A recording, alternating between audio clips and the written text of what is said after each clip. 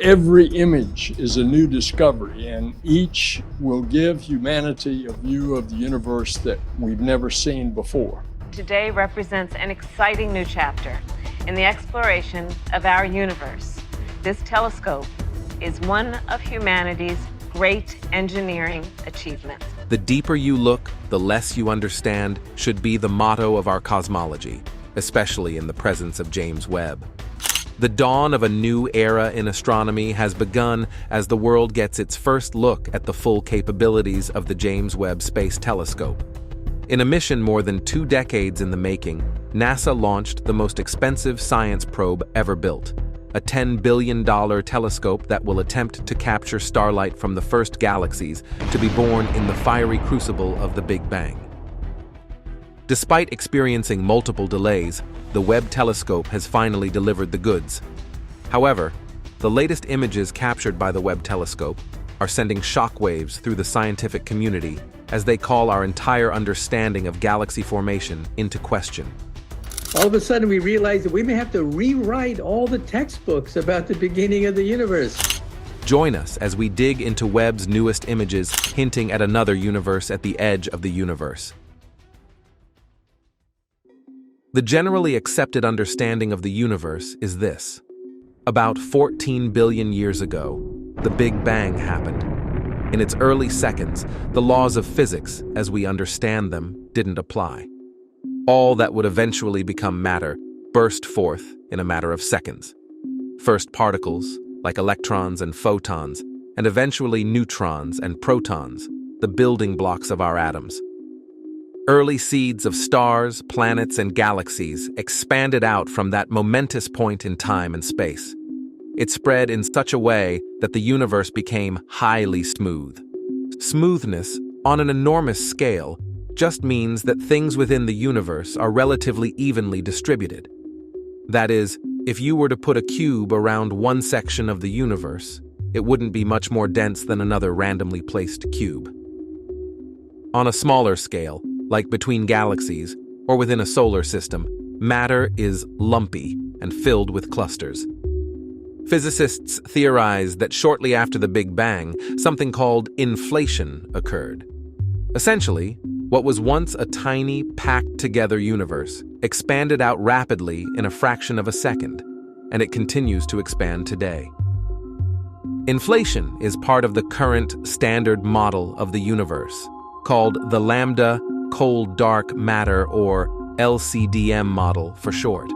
In LCDM, the shape of the universe's trajectory looks, in some depictions, like a funnel, its wide top growing and spreading further out over time. That's one interpretation. But there are others that have arisen out of the same bits of information that scientists can actually observe and measure in real life. That is, observational astronomy. The real-life information is crucial if scientists are to use models to make actual predictions about the future of our cosmos. Theoretical astrophysics is all about educated guesses that are shaped by the few things we do know for certain. Something called the cosmic microwave background contributes to a big part of that observable information. The cosmic microwave background is made up of the traces of radiation left over from an early phase of the universe. Radio telescopes can pick it up and then translate the waves into a heat map image of sorts. This image actually shows us how the contents of the universe were distributed about 400,000 years after the Big Bang, the earliest observable snapshot of a universe devoid of stars, solar systems, and galaxies. Everything was closer together and almost uniform, except for tiny fluctuations that became the matter forming stars and galaxies. This image serves as evidence that the universe started packed together and has expanded to where it is today. We also know that the universe continues to expand and can even measure, to some degree, how fast it's doing so. The cosmic microwave background also serves to confirm that an earlier version of the universe was very hot and our era is much colder. One way to test this model is by looking at very distant galaxies, equivalent to looking back in time to the first few 100 million years after the tremendous clap that started it all. The cosmos was simpler then, its evolution easier to compare against predictions. Astronomers first tried to see the earliest structures of the universe using the Hubble telescope in 1995. Over 10 days, Hubble captured 342 exposures of an empty-looking patch of space in the Big Dipper. Astronomers were astonished by the abundance hiding in the inky dark. Hubble could see thousands of galaxies at different distances and stages of development, stretching back to much earlier times than anyone expected. Hubble would go on to find some exceedingly distant galaxies. In 2016, astronomers found its most distant one, called GNZ11, a faint smudge that they dated to 400 million years after the Big Bang. That was surprisingly early for a galaxy, but it did not cast doubt on the LCDM model, in part because the galaxy is tiny, with just 1% of the Milky Way's mass, and in part because it stood alone. But when the James Webb Space Telescope came along, our story of the universe has been thrown into disarray.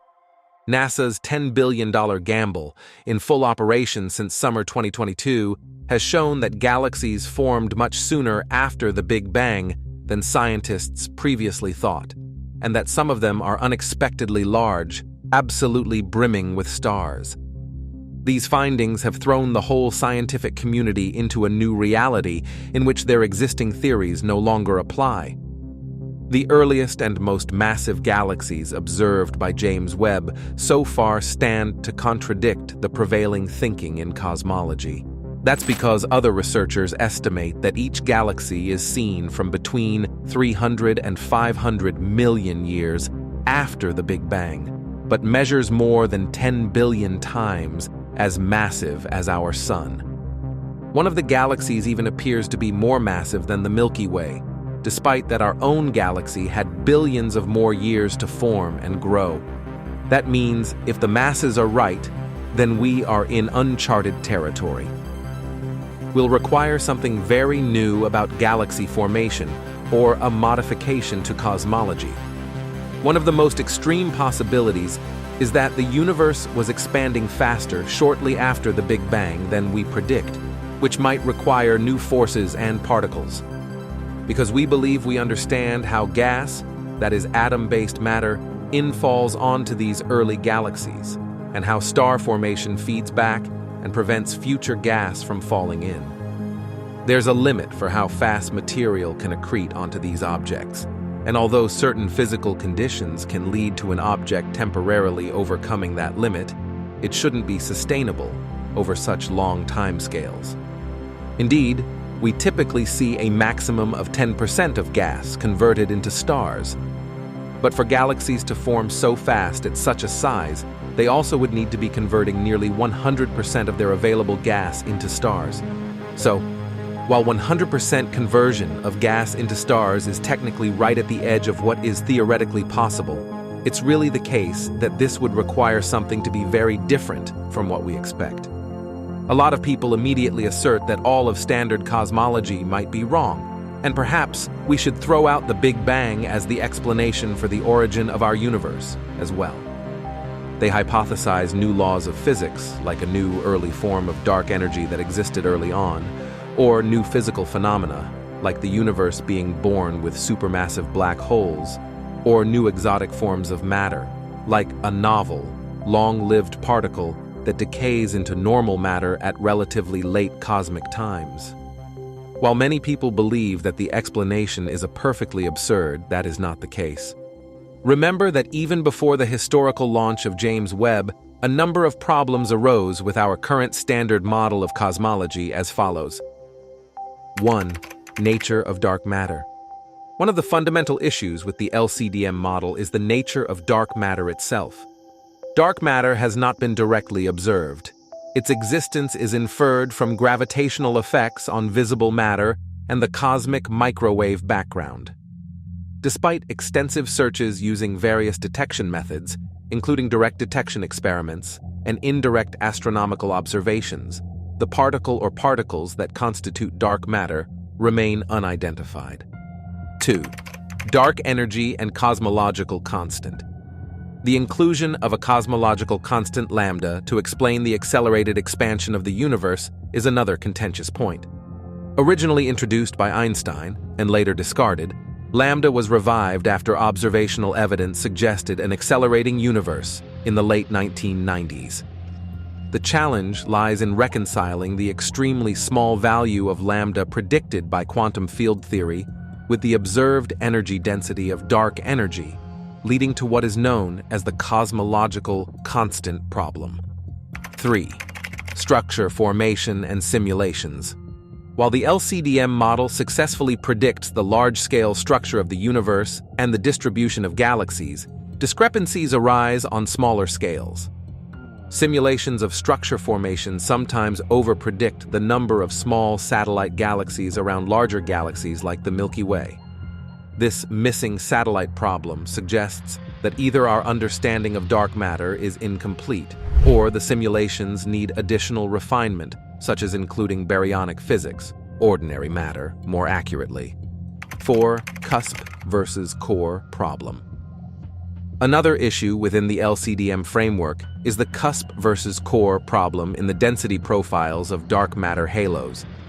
Simulations tend to predict a cuspy central density profile for dark matter halos, whereas observations of dwarf galaxies and other structures hint at a more cored profile.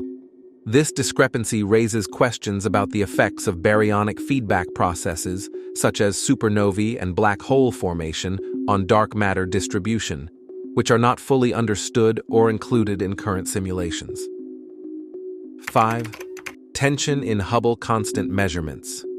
Recent measurements of the Hubble constant, which describes the rate of expansion of the universe, have shown a persistent tension between values obtained from local measurements, using objects like Cepheid variables, and those inferred from the cosmic microwave background by the Planck satellite. This tension suggests potential shortcomings in our cosmological models, including LCDM, or the presence of systematic errors in measurements that are yet to be resolved. Beyond these specific challenges, the LCDM model also leaves unanswered some fundamental questions in cosmology. For instance, it does not explain the nature of inflation, the epoch of rapid expansion thought to have occurred shortly after the Big Bang, although inflation can be accommodated within the framework of LCDM with additional scalar fields.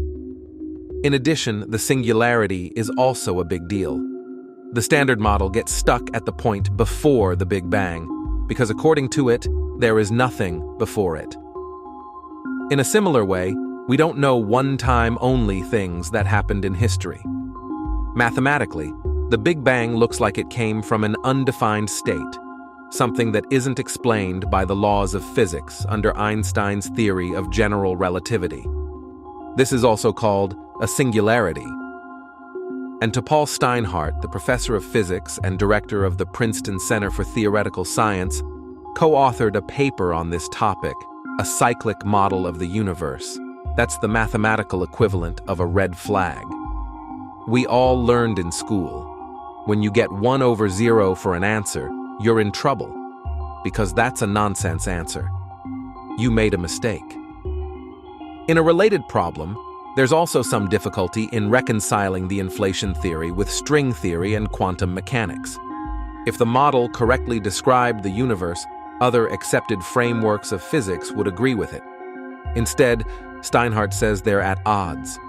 When one's thinking about cosmology, you're often reaching across fields of thinking, which are quite distant, either on the astro side or on the fundamental physics side, and seeing, do they fit together? In this case, the cyclic model can help do this. A cyclic model of the universe is designed to solve some of the seemingly unsolvable problems of the Big Bang and inflation models. According to Stefan Alexander, a professor of physics at Brown University and the co-inventor of an inflation model of the universe based on string theory, it allows us to go beyond the Big Bang, but without any kind of magical philosophical issues, because time has always existed in the past. Scientists have proposed a cyclic model that could work mathematically in a few ways. Its core principles are these. The Big Bang was not the beginning of time. There was a previous phase leading up to it, with multiple cycles of contraction and expansion that repeat indefinitely. And the key period defining the shape of our universe was right before the so-called Bang. There you would find a period of slow contraction called the Big Crunch. So, instead of a beginning of time arising out of nothing, the cyclic model allows for a long period of time in the lead-up. It claims to fix the same problems as the inflationary theory did, but builds even further. For one thing, the existence of time before the Big Crunch removes the singularity problem, that undefined number. It also utilizes string theory and quantum fluctuations. Like the LCDM, a cyclic model would also account for dark energy, an unobservable force that scientists believe is behind the accelerating expansion of the universe. But in the cycle model of Paul Steinhardt with Neil Turok, things get a little more like science fiction. Two identical planes, or branes, in string theory, an object that can have any number of dimensions, come together and expand apart. We can observe the 3 dimensions of our plane, but not the extra dimensions of the other. Dark energy is both the force leading the branes into a collision, with separation between them. Expansion of the branes themselves follows, and dark energy draws them together again once they're as flat and smooth as they can become. However, other scientists aren't so sure because of some of the assumptions this model brings in from string theory. Instead, some of them prefer another cyclic model from Roger Penrose, a theoretical physicist at Oxford, who came up with what Penrose himself called an outrageous new perspective on the universe. It's hard to wrap your head around. In the distant future, our solar system and galaxy will be engulfed by black holes, which eat up all the other mass in the universe, and then after an unimaginable amount of time, only black holes will exist. Eventually, only photons exist, which have no mass and therefore no energy or frequency, according to our accepted laws of physics. Penrose explains that measurements of scale no longer apply at this stage, but the shape of the universe remains. At the moment of the Big Bang, Penrose argues that when particles are so hot and close together that they also move at almost the speed of light, they also lose their mass. This creates the same conditions at the Big Bang as the cold, distant future universe. Their scale is no longer relevant, and one can beget the other. The remote future and the Big Bang become one and the same. Ultimately, what humans can observe of our universe is limited. That's why theories of the universe are never complete. We currently have a cosmology that is a glass that is 5% full. We have no idea whether the missing 95% due to a hypothesized dark matter, hypothesized dark energy, our lack of understanding of quantum mechanics due to interactions from other dimensions, due our misunderstanding of time or other misunderstanding. Put simply, nature, the universe, is too complex to ever fully understand. But in the big picture of cosmology, there are possibly new insights that can lead to a fuller understanding of the universe and lead to a cosmology that is maybe even a glass is 25% full rather than just the 5% full of the current LCDM standard model of cosmology. We don't have to achieve an understanding of the universe that is a glass 95% full. Right now, the dozens of piece parts of cosmology are mostly correct and slowly, incrementally increasing their understanding. But the stitching together of those pieces constrains, actually cripples, scientific imagination. When that cosmological model is promoted as true and necessary for the advancement of our understanding of the universe. It took a long time for science to overcome the crippling hypotheses of the flat Earth, the Ptolemaic epicycles, the biblical age of the universe as 4,000 years, the biblical story of creation of the plants and animals, and so on. And right now, the LCDM model is crippling astronomy and physics. We do not know how long it takes for a supermassive black hole to form, but black hole astrophysicists who dive into the details have avoided publishing their results because such an answer, for instance of maybe 200 billion years, is cosmological heresy in a universe that is supposed to be only 13.8 billion years old. So, we don't know is not an honest answer. It is an evasive answer by an astrophysicist community which wishes to avoid the wrath of the politically correct cosmological community. Why are there no published calculations or estimates of the time required to form a supermassive black hole? Remember what happened to S. Chandrasekhar, the student who took on the world's top astrophysicist, the Guardian Oct 19, 2017.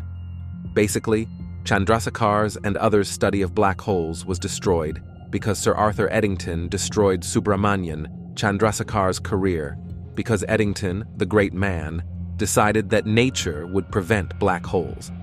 Chandrasekhar got his PhD in astronomy, but could find no job in astronomy in England. So he left black hole research, left England, and won a Nobel Prize for his work on white dwarfs in 1983. The study of black holes did not become a respectable field of study. Sir Arthur died in 1944. Epilogue: after his white dwarf study, and after the golden age of black hole research was over, Chandrasekhar began to study black holes again. This time he was mocked by the young theorist who thought that nothing new was to be discovered about black holes. A second time, Chandrasekhar proved the dominant view wrong and opened up a renaissance in black hole research. Astrophysicists dare not ruin their careers, but estimating the time it takes for a supermassive black hole to form, based on our current knowledge. Twice, Chandrasekhar demonstrated Galileo's truth. In questions of science, the authority of 1,000 is not worth the humble reasoning of a single individual. On the other hand, as our technology rapidly advances, observations that support or detract from one model or another come more often. It's completely worth making all this speculation in this work, because we are getting to the point in which this data will arrive. One such observation could produce compelling support for either a cyclic model or confirm the more accepted inflationary theory.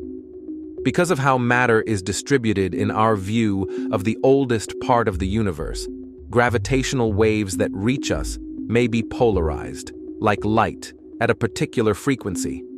Soon, within a few years, in fact, scientists may be able to determine whether this polarization exists. If it does, it will support the inflationary model. If this polarization doesn't exist, it will undermine slow contraction, a hallmark of the cyclic model. We'll be one step closer to making sense of time and space, yet still on a journey within the cosmos that's far from over. As a quick note, besides James Webb and next-gen telescopes, CERN also plays a key role in the quest to lift the veil on the universe's secrets.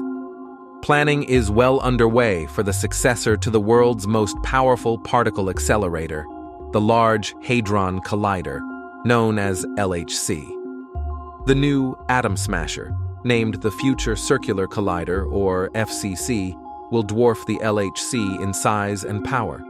It will smash particles together with so much energy. In fact, LHC operators at CERN revealed the results of a midterm review of their FCC feasibility study to the press.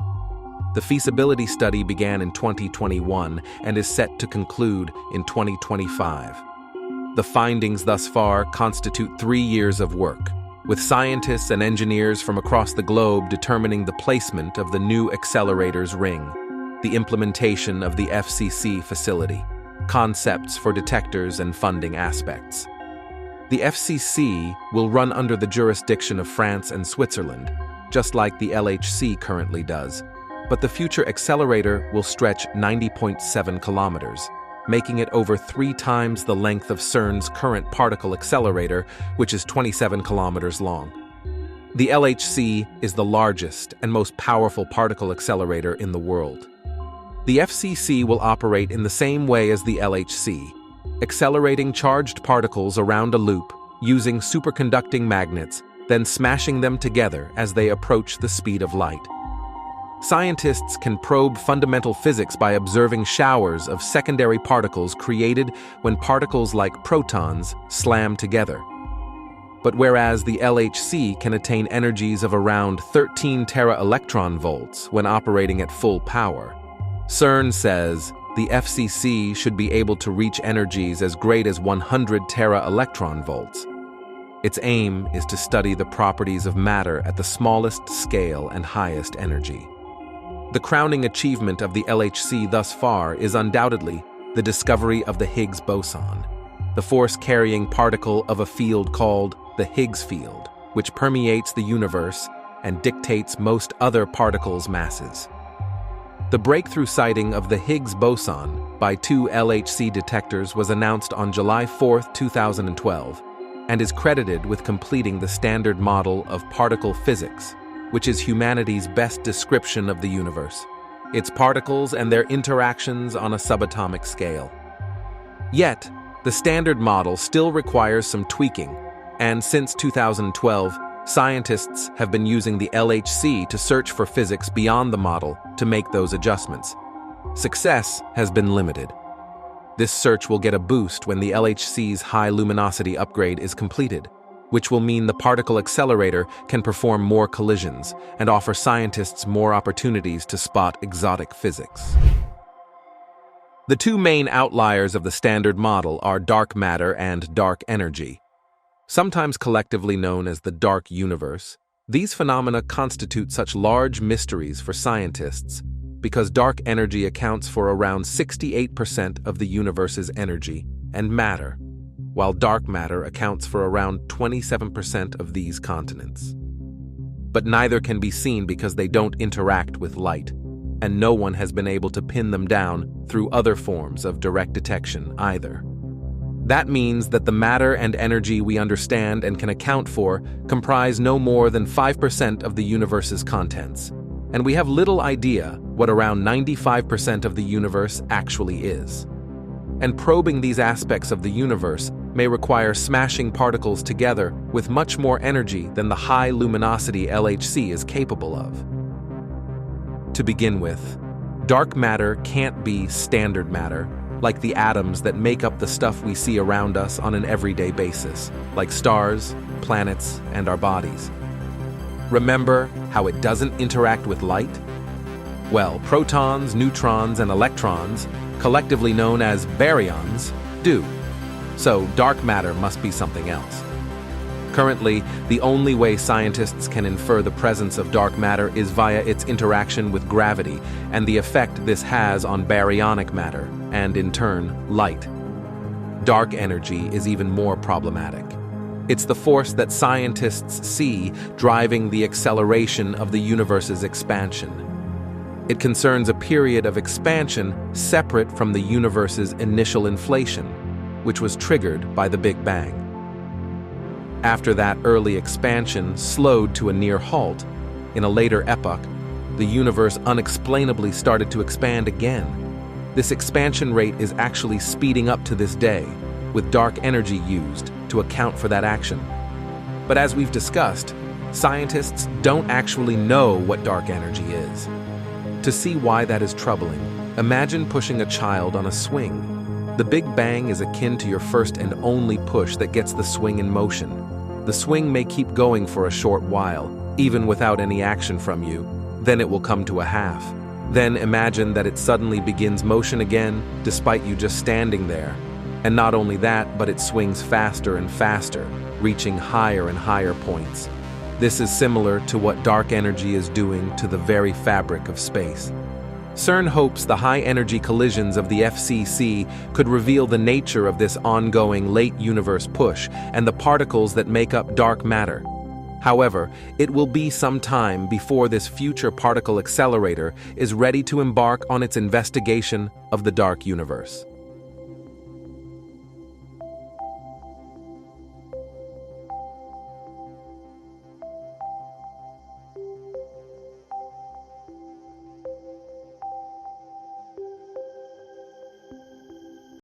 Perhaps the question of our ultimate origin is the most significant one we can ponder.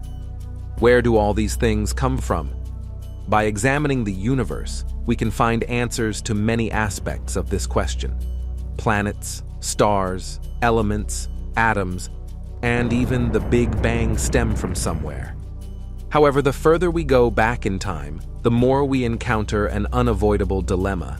The universe cannot provide an answer beyond a certain point. The vast and ever-expanding universe is challenging to perceive as a complete entity. The circumstances of its creation are even more contentious. How can large galaxies with masses from hundreds of billions of stars suddenly emerge from nothingness? Despite numerous historical theories, humans cannot stop questioning themselves. How much do we know about the truth of the Big Bang theory? Could it all be an illusion, and the theory's mere evidence of humanity's limited understanding? Science will continually evolve, which is why we invite you to join this journey, to seek the origins of ourselves and the very universe we have always yearned to explore. Origin of the universe. Of all the questions we can conceive about the universe, perhaps the most significant one is asking right from the start, where does it come from?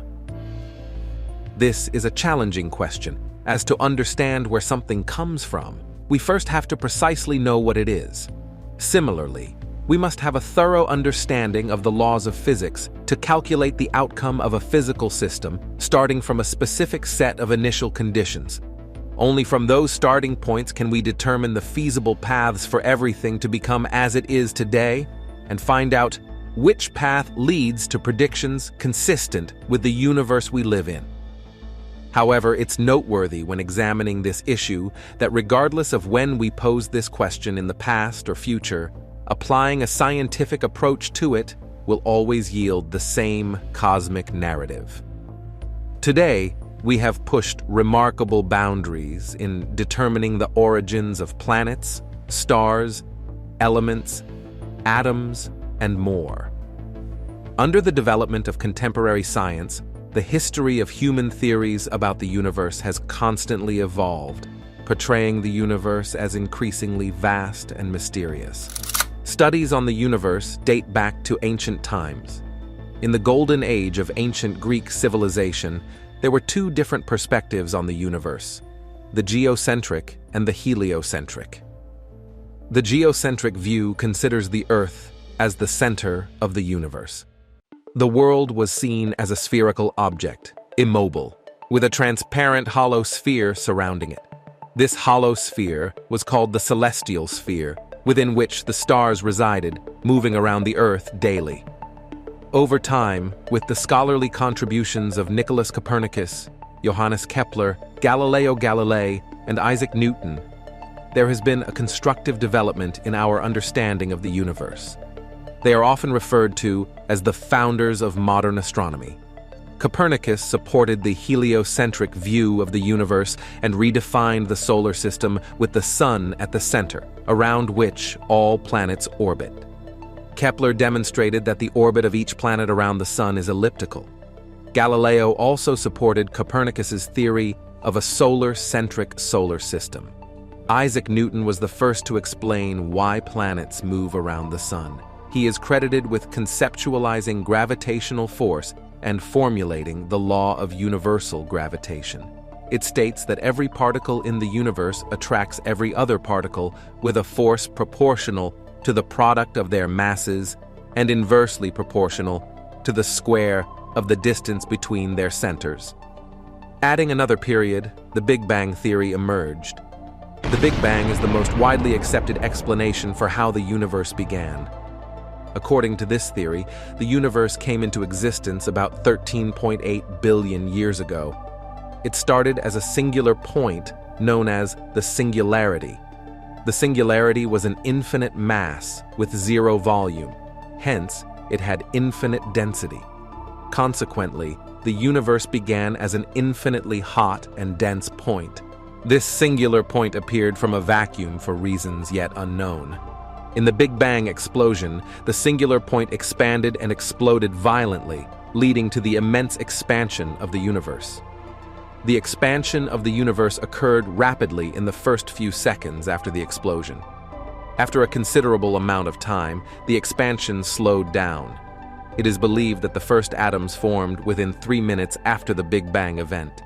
Over the next 300,000 years, the temperature dropped to 4,500 K, giving rise to atomic matter, eventually becoming stars, planets, and more. The universe also became transparent to light. The universe has expanded from 13.8 billion years ago to its current form. Scientists believe that an undiscovered phenomenon called dark energy is causing the universe to expand. However, there is no specific scientific explanation for dark energy. Before the singularity appeared, no one knew what the universe was like at that time. The inflationary universe model is currently the best theory, assuming that the entire space was filled with extremely concentrated energy, unstable, and would transform into particles of matter at the time of the Big Bang. However, no one knows how space and time originally formed. The first rays of light. Today, with the advent of the James Webb Space Telescope, astrophysicists suggest that the best description of the universe's origin can be found through understanding the conditions present in the early universe, starting just a fraction of a second after the Big Bang. Studies on the cosmic microwave background, CMB, reveal that light preceded matter and even neutral particles. The CMB remnants of the Big Bang can still be found everywhere in the universe, forming the backdrop between galaxies visible to us. Such waves permeate everywhere, including Earth, where they can be detected. The European Space Agency's Planck Space Telescope, launched in 2009, extensively studied the CMB. As a result, ESA researchers discovered that the overall universal expansion rate is slightly slower than initially thought. The universe is also older than previously estimated, and our current understanding is that it is 13.78 billion years old. In 2013, researchers in the Planck project announced that they had found the earliest light formation mechanism. Immediately after the Big Bang, the universe was filled with subatomic particles, both matter and antimatter, colliding with each other at an equilibrium temperature of 2,700 degrees Celsius. Therefore, when a particle of antimatter collided with its opposite particle, both particles would annihilate. The current theory suggests that there were slightly more particles of matter than antimatter, explaining the absence of antimatter in the universe. Meanwhile, photons, protons, and electrons were colliding with each other. When protons and electrons encountered each other, they formed hydrogen, releasing light. This is how the first light in the universe was born, approximately 380,000 years after the Big Bang. Not long after, the universe underwent a period of rapid expansion. This stretched the wavelength of the initial light, turning it into a 3-wavelength pattern, what we now call the cosmic microwave background, CMB. So, what caused this hot, dense soup of radiation and particles to spread out, giving rise to the phenomenon known as cosmic inflation? This is where things get a bit fuzzy. Something had to happen. An intense energy buildup stage not caused by matter, antimatter, or radiation. Scientists believe this was a type of event involving extremely intense dark energy. As the expansion occurred, the universe flattened and cooled down. What we are left with is the universe we are familiar with today, with a consistent density, denser in some regions and less dense in others. As the hydrogen gas continued to accumulate, it formed a dense cloud that obscured all light. Over hundreds of millions of years, the universe evolved in complete darkness. Within it, the first stars, star clusters, and superstar clusters formed. A type of radiation called Lyman continuum was emitted from these stars. And in the subsequent billion years, this radiation reionized hydrogen, ultimately ending the Dark Ages and allowing light to travel freely once again. Researchers in the Hubble Space Telescope project have also provided profound insights into how the earliest light formed.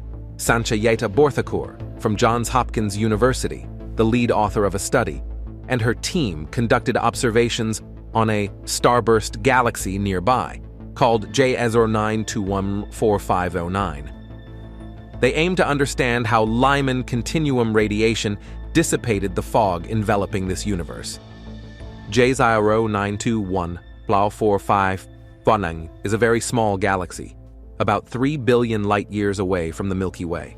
It is shrouded in a layer of dust clouds, causing it to give birth to a large number of stars. A star is born deep within the dense core of such a cloud, where temperatures can go as low as 262 degrees, 440 degrees F. These clouds have many holes due to the radiation emitted by the stars they conceal. According to Dr. Borthakur, this process reflects how the initial radiation burned off the hydrogen fog during the era of ionization. However, it also does not contribute to answering the question of the origin of matter in the universe. Does matter come from nothing? Contemporary science leads us to believe that the entire universe, essentially the laws of nature, emerged one day from nothing. This is a problem that scientists cannot address using the Big Bang theory alone. We know how matter and atomic particles came together after the big explosion. But where did that source of matter come from? How can a rational mind accept such a concept? We view physics as a kind of magic and do not question that, over 14 billion years ago, more than 1,000 trillion tons of matter suddenly appeared. No theory adds certainty about the origin of nothingness, time. Today, as we look into the universe, all the observations we have gathered, even considering the uncertainties we know, all point towards a remarkably consistent picture. Our universe is composed of matter, not antimatter, following the same laws of physics everywhere and at all times. And it began, at least as far as we know, with a hot Big Bang about 13.8 billion years ago. It is governed by the theory of general relativity. It is expanding, cooling, and gravitating, and it is dominated by dark energy, 68%, and dark matter, 27%, with normal matter, neutrinos, and radiation making up the rest. Certainly, today it is replete with galaxies, stars, planets, heavy elements, and, at least in one location, intelligent life and advanced technology.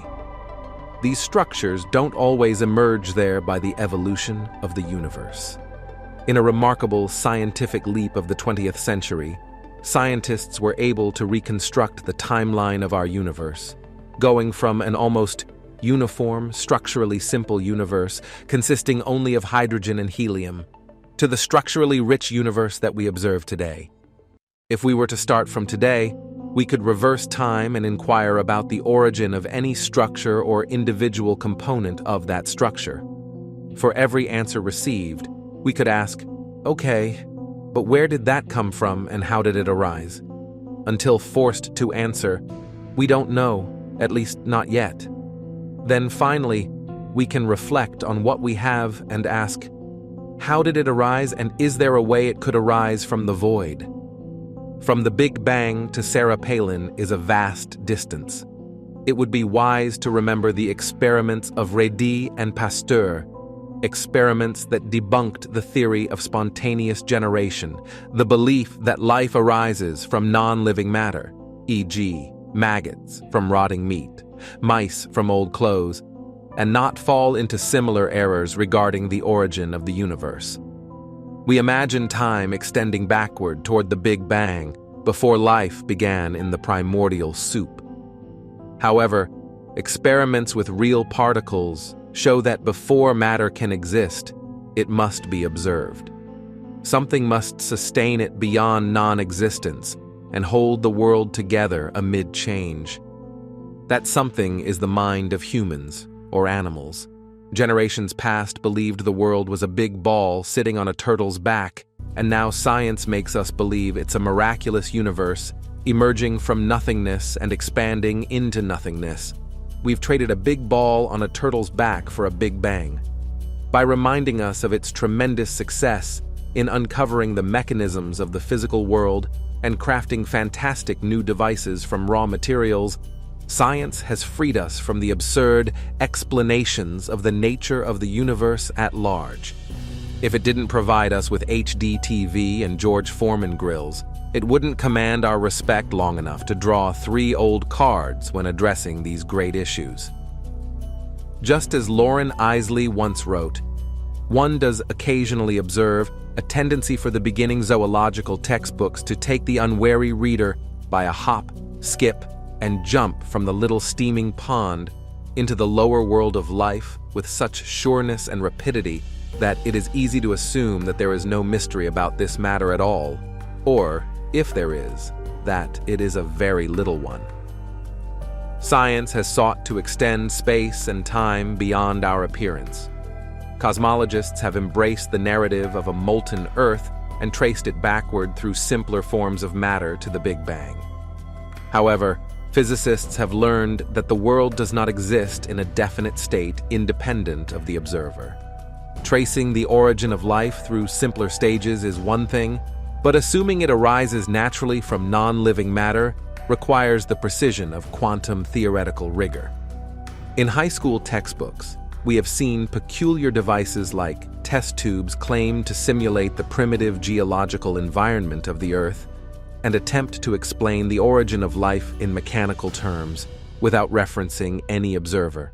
Although various types of organic molecules can be synthesized in many ways, and even in your bathtub, experiments would be incomplete without the inclusion of living organisms. Our interaction with molecules is crucial for their existence as tangible entities. Half of the experiment is that of scientists, who may not realize that their consciousness can actually transform space into the reality of the spaceship. No invisible matrix explains our origin. More precisely, for every living being, there is a universe of its own. According to biological theory, each of us creates our own realm of reality. We carry space and time around us like turtles with shells. The universe consists of billions of actual spheres, a mixture with a vast range. It's noteworthy that anything you do not directly observe exists only as potential, or, more mathematically put, as a cloud of probability. John Wheeler, a great physicist, once said, "Nothing exists until it is observed." Because time does not exist at any level before observers, traditional explanations of the universe before Earth cannot account for our origin. Think of the universe like one of those globes you see in the classroom. It's simply a tool representing everything that can be theoretically experienced. But, like a CD, the music only becomes reality when you play one of the songs. Instead of the universe having an absolute beginning, imagine its existence as a record. Depending on where the needle is placed, you'll hear a specific song.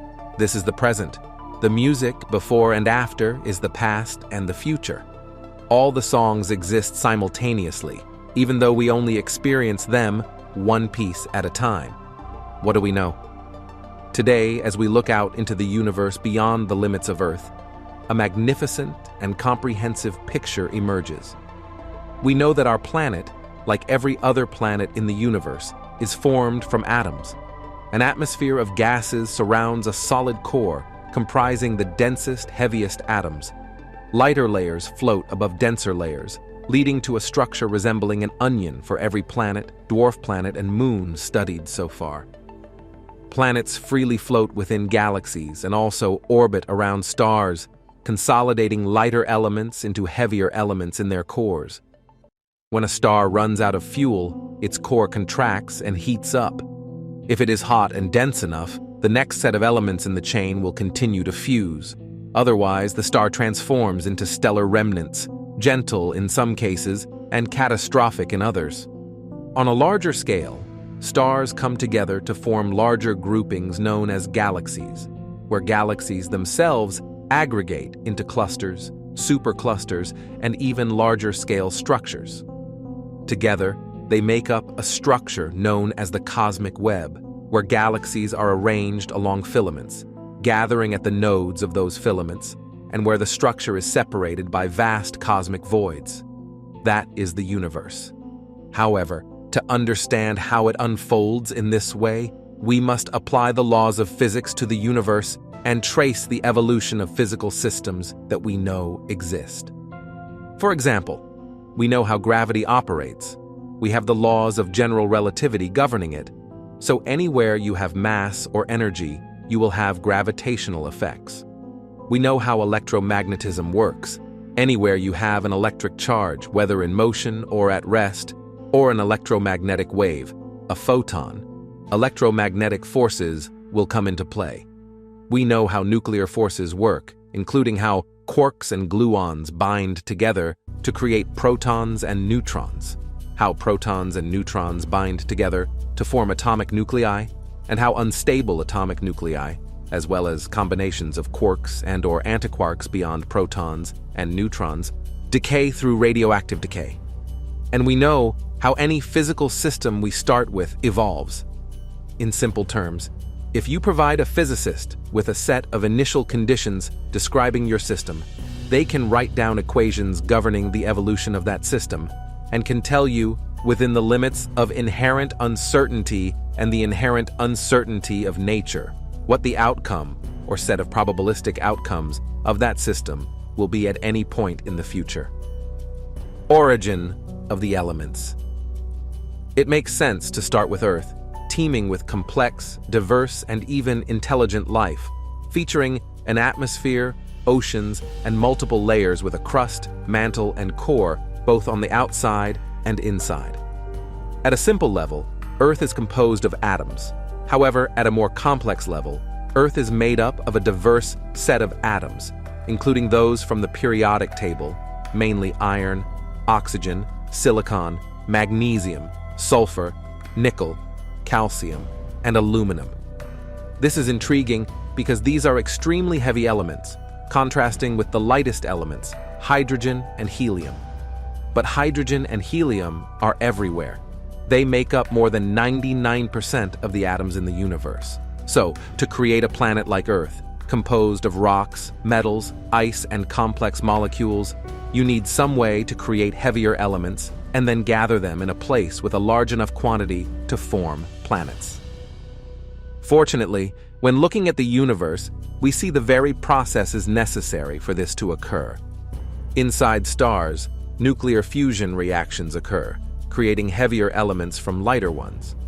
Towards the end of their lives, these stars, depending on their mass, may become red giants, producing new nuclear processes not occurring in most of their lifetimes, may die in a planetary nebula, with the remaining core shrinking into a white dwarf, or may die in a core collapse supernova, with the remnants exploding into a neutron star or black hole.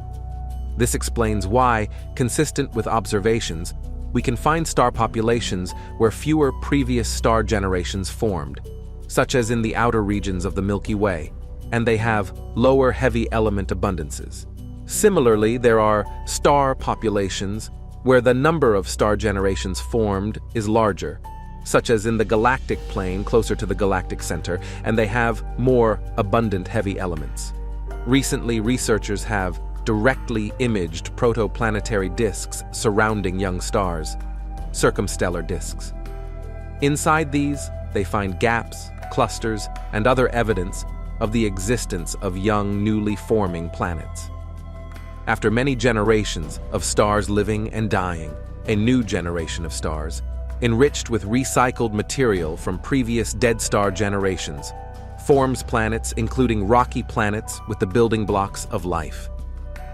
As we look further into the vast universe, we can see not only the richness of evolving heavy elements, but also the diversity of the galaxies themselves. Nearby, we find spiral and large elliptical galaxies grouped and clustered together, with lower star formation rates, larger masses, relatively low gas content, and a higher ratio of red stars to blue stars in general. But as we look farther away, two fundamental differences in the galaxies we observe become apparent. Galaxies farther away are less evolved. They are smaller and less clustered, with star formation peaking around 11 billion years ago and declining since then, richer in gas, lower in heavy element abundance, and with a relatively higher proportion of both blue and red stars compared to present-day galaxies. Additionally, galaxies farther away exhibit a systematic shift of their light towards longer wavelengths, cosmic redshift. This essentially leads us to the conclusion that the universe is expanding. The expansion causes all light to exhibit cosmic redshift, as it travels through the space between galaxies, so objects farther away will have larger redshifts.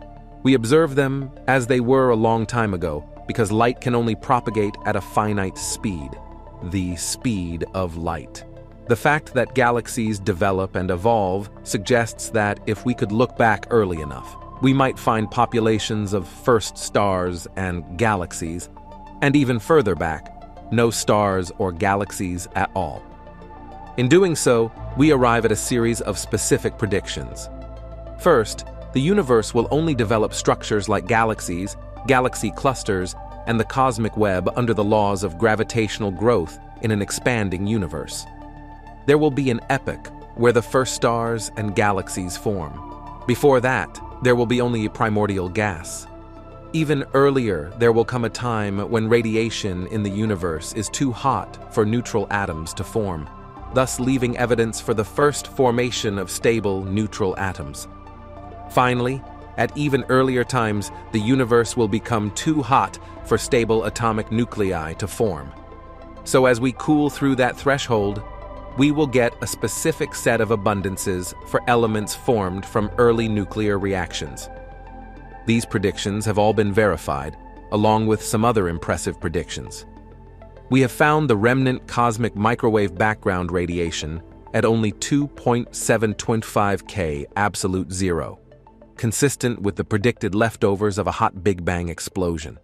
We have discovered evidence of the first primitive gas clouds and observed that they are composed entirely of hydrogen, helium, and a small amount of lithium.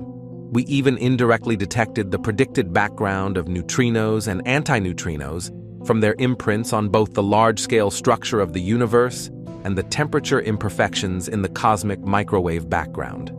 And we know, based on the observed facts about the universe, that it must have been born with the seeds of what would become its large-scale structure, the initial spectrum of slightly overdense and underdense regions. What could have created the initially high and low-density conditions? That's the brilliance of the cosmic inflation theory. It not only provides a mechanism for generating those seed fluctuations, and inflation not only explains the observed properties of the universe, but it also makes new predictions about what those fluctuations should look like. Cosmic inflation. Cosmic inflation acknowledges that before the hot, dense state of the Big Bang, where matter and radiation filled a hot, dense universe, mostly uniform and rapidly expanding, the universe was entirely empty.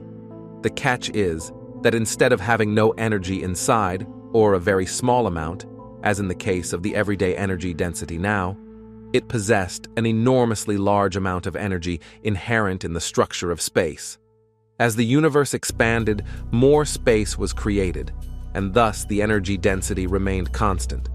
As a result, the universe imprinted similar characteristics everywhere. It was stretched to a nearly flat curvature, and quantum fluctuations that usually manifest on extremely small scales were stretched by inflation into large-scale cosmic fluctuations. According to inflationary theory, these fluctuations would give rise to the seeds of the structures we observe today and would possess the properties of existence.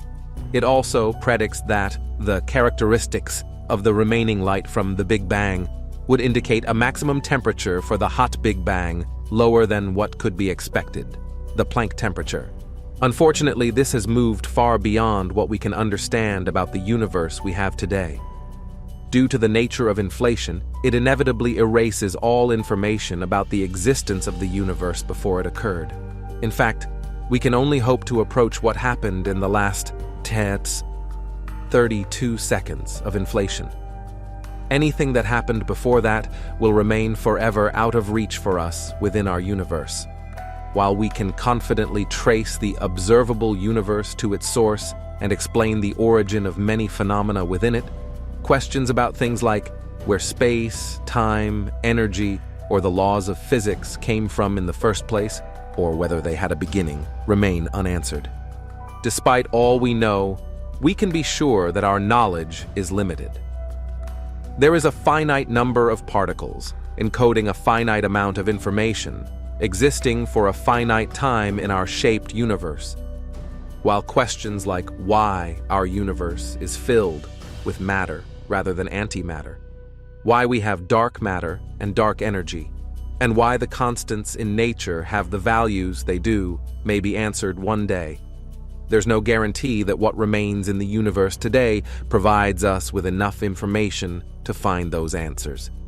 Whether we can answer these questions or not is still unknown, but as soon as we decide that we can't and give up the search, we will be correct.